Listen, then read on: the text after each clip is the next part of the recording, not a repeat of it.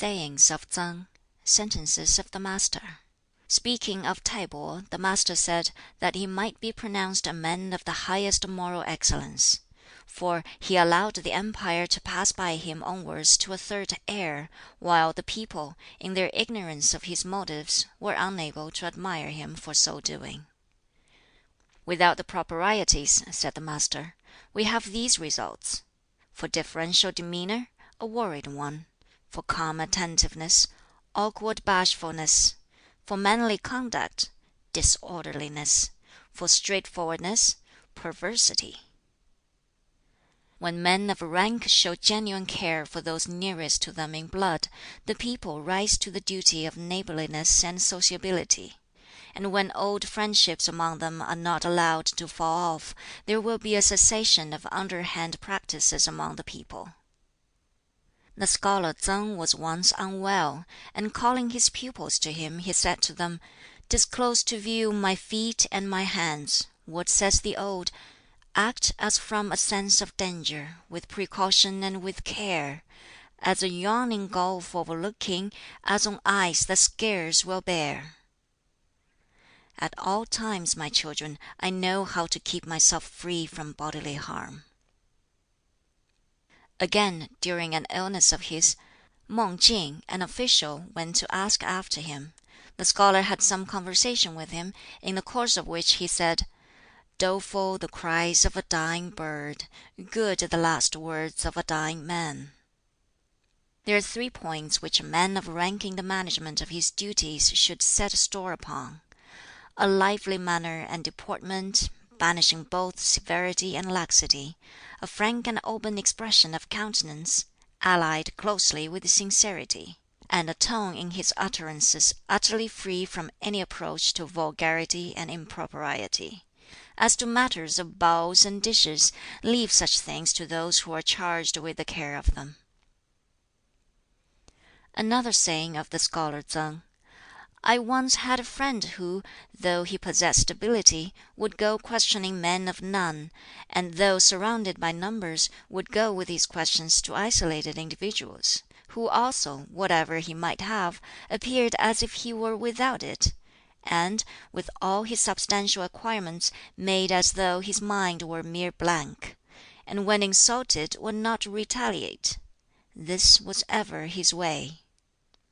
Again he said, "The man that is capable of being entrusted with the charge of a minor on the throne, and given authority over a large territory, and who, during the important term of his superintendence, cannot be forced out of his position, is not such a superior man?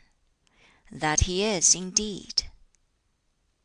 Again, "The learned official must not be without breadth and power of endurance. The burden is heavy, and the way is long. Suppose that he take his duty to his fellow men as his peculiar burden, is that not indeed a heavy one? And since only with death it is done with, is not the way long?" Sentences of the Master. From the Book of Odes we receive impulses; from the Book of the Rules, stability; from the Book on Music, refinement. [Footnote 20: Comparison of 3 of the classics, the Shih Chin, the Li Ji, and the Yue. The last is lost.] The people may be put into the way they should go, though they may not be put into the way of understanding it. The man who likes bravery, and yet groans under poverty, has mischief in him. So too has the misanthrope, groaning at any severity shown towards him. Even if a person were adorned with the gifts of the Duke of Chow, yet if he were proud and avaricious, all the rest of his qualities would not indeed be worth looking at.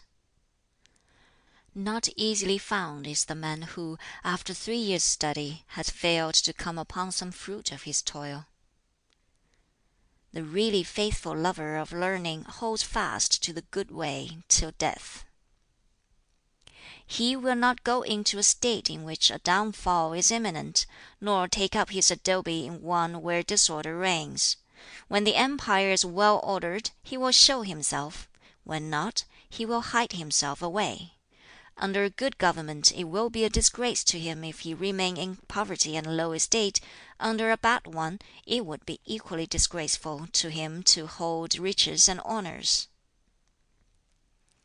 If not occupying the office, devise not the policy.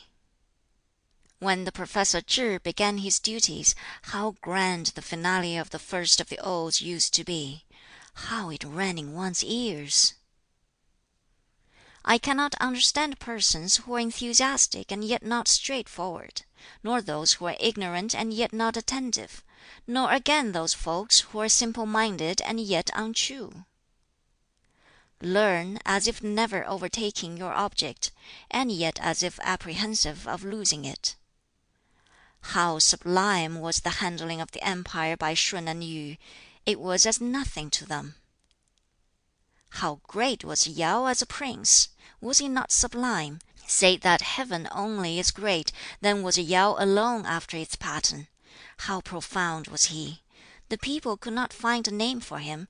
How sublime in his achievements! How brilliant in his scholarly productions!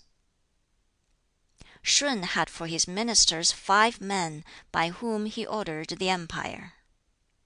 King Wu in his day stated that he had 10 men as assistants for the promotion of order. With reference to these facts Confucius observed, "Ability is hard to find. Is it not so indeed? During the 3 years' interregnum between Yao and Shun, there was more of it than in the interval before this present dynasty appeared. There were, at this latter period, 1 woman and 9 men only." When 2/3 of the empire were held by King Wan, he served with that portion of the house of Yin. We speak of the virtue of the house of Chow, we may say, indeed, that it reached the pinnacle of excellence. "As to Yu," added the Master, "I can find no flaw in him. Living on meagre food and drink, yet providing to the utmost in his filial offerings to the spirits of the dead. Dressing in coarse garments, yet most elegant when vested in his sacrificial apron and coronet.